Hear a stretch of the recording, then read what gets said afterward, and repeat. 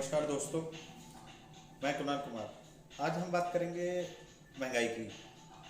महंगाई में सबसे पहला नाम लेंगे एलपीजी सिलेंडर। एलपीजी सिलेंडर आज के ज़माने में 1150 रुपये का है, जो कि आज सुबह सुबह खबर आई कि नरेंद्र मोदी जी ने अपने ट्वीट के जरिए महिलाओं को एक खास तोहफा दिया है। नया जुमला ही कह सकते हैं इसे, क्योंकि 1100 रुपये का सिलेंडर है, उसमें 100 रुपये उन्होंने घटा दिए हैं।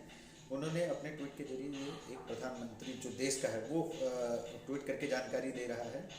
ये भी एक चुनावी जुमला है, क्योंकि अगर गैस सिलेंडर में 100 रुपये अभी कम किए गए हैं तो पहले क्यों नहीं। आपके मन में भी ये सवाल उठ रहा होगा कि जैसे गैस सिलेंडर 1100 रुपये का है। अभी कुछ दिन पहले जो राज्य के चुनाव थे तो उसमें कई पार्टियां घोषणा करती थी, बीजेपी घोषणा कर रही थी कि हम 500 रुपये में सिलेंडर देंगे। तो क्या यह सच्चाई है कि जानबूझ के आपसे गैस 500 का जब गैस सिलेंडर मिल सकता था तो आपको महंगाई बढ़ा बढ़ा के 1100 रुपये का दिया गया, आपके आर्थिक बोझ पे फर्क पड़ा?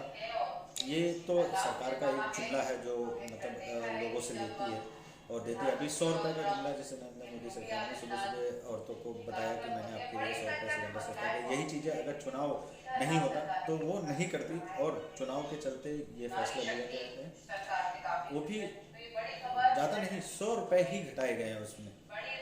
ये एक बड़ी राहत है। ये हम मानते हैं कि जहाँ 1100 का सिलेंडर आता है वहाँ 100 रुपये घटा के 1000 का सिलेंडर कर दिया गया है। 100 रुपये बहुत बड़ी बात होती है गरीबों के लिए, लेकिन सरकार को ये सोचना चाहिए था कि जैसे 100 रुपये अभी कम हो सकते हैं सिलेंडर के, यही चीज़ उनको पहले भी करना चाहिए था, लेकिन उन्होंने नहीं किया।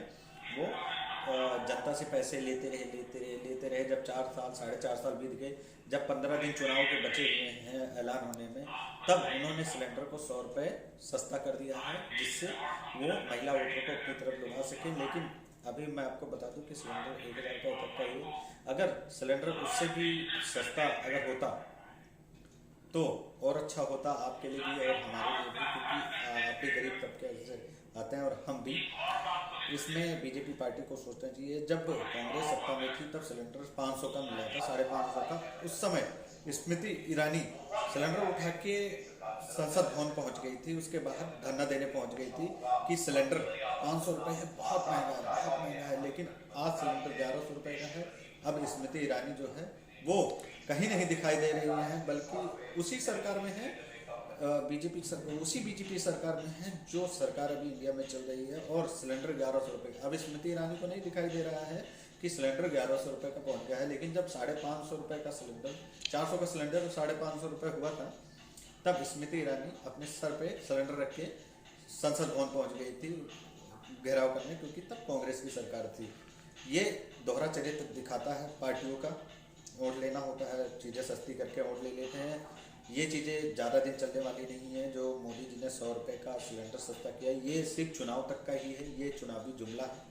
चुनाव खत्म होते ही इसका दाम अभी 100 रुपये कम किया गया है।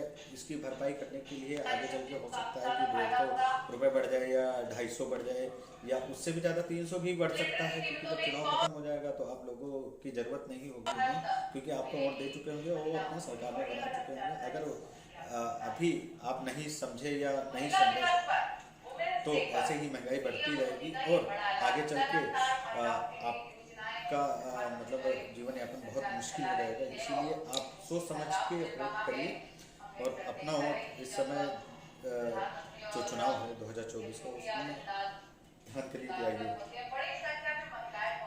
इसलिए अभी फिलहाल इसके का निर्णय करने की ज़रूरत है कि सरकार के ऐसे जुमलों में ना आए और अपने आप को बचा के रखें। कि मैं कहता हूँ किसी भी पार्टी के जुमलों में ना आए, चाहे कांग्रेस हो, चाहे बीजेपी पार्टी हो। लेकिन बीजेपी पार्टी में एक चीज़ देखा गया है कि जब चुनाव आता है तो सारी चीज़ें सस्ती करके वोट लेके साइड से निकल जाते हैं और बाद में 100 की जगह 200, 250, 300 रुपये मतलब महंगा हो जाता है। जो चीज़ें 100 रुपये घटाई जाती है वो दौड़। यही चीज़ें सिलेंडर के साथ भी हो सकता है। स्मृति ईरानी जी को अब कोई नहीं देख रहा है कि वो सिलेंडर उठा के संसद भवन पहुंची। पहले वो डिब्बे महंगाई जब बढ़ती थी तो वो डिब्बे में चूड़ियाँ भेजने की बात करती थी कि चूड़ियाँ ले जाओ, लेकिन अब वही चूड़ियाँ अपने सरकार को देने में उनको शर्म आ रही है। फिलहाल ये चीज़ें आपको भी सोचनी चाहिए कि सरकार आपके लिए क्या कर रही है, या जनता को क्या चीज़ की ज़रूरत है। अगर आप अभी नहीं समझे, 2024 का चुनाव जो है वो शायद ही लास्ट चुनाव है। इसके बाद तो सब कुछ जो 5 साल होंगे वो 5 साल किसी पार्टी के हाथ में तो चले जाएंगे, चाहे बीजेपी जीते या कांग्रेस, किसी न किसी पार्टी के हाथ में तो जाएंगे। इसलिए अपना वोट सोच समझ के दें। हम ये अपील करते हैं कि आप अपना वोट सोच समझ के दें, और हम चाहते हैं कि कोई नई सरकार बने जो इन सरकारों से अलग है। अगर हम बार बार किसी सरकार को टाइम देते रहे या उसको मौका देते रहे तो भ्रष्टाचारी हो जाती है। जैसे बीजेपी अभी है वो भ्रष्टाचारी में लिप्त हो चुकी है। अगर कोई दूसरी सरकार आती है तो हमें बीजेपी के जो भी इंडिया में सरकार है उसके भ्रष्टाचारों का पता लगेगा। इसीलिए आपसे अपील है, आपका वोट आपका अधिकार, आपका जहाँ मन हो वोट दीजिए। हमें इससे नहीं है कि आप कांग्रेस को ही वोट दीजिए, बट ये कांग्रेसी चैनल नहीं है। मेरा मानना है, सच बताना मेरा काम है और विश्वास करना आपका काम है। जय